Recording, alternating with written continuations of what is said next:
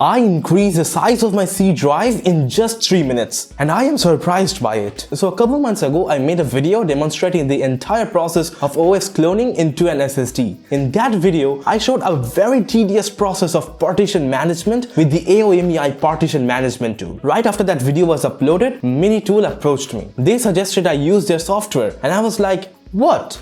Why? Guess what? The thing that took 3 hours to get done with the AOMEI partition assistant took just 3 minutes to get done with MiniTool. So at first you need to download MiniTool. Head over to the link in the description and then hover over the download partition wizard button. Here you will find 3 different editions of the software. The free edition works just fine, so just feel free to grab it. The pro and server editions comes with a feature called partition recovery, and that is probably the sweetest thing that you can get from a partition management tool. So after you click download on the free option, choose the download location and download it. It is a very small setup file. After it gets downloaded, fire up the setup. Hit run, choose English, and you get a couple of options here. Now we will use partition management tool to increase the size of our boot drive. So just uncheck the MiniTool shadow maker box and hit next. In this window, you can specify the installation path. I will just leave it to the default. After you hit next, you will find that it downloads the entire software you chose earlier. After downloading, it will automatically install the product. So just let it be. After the installation is over, we just took a couple of seconds for me,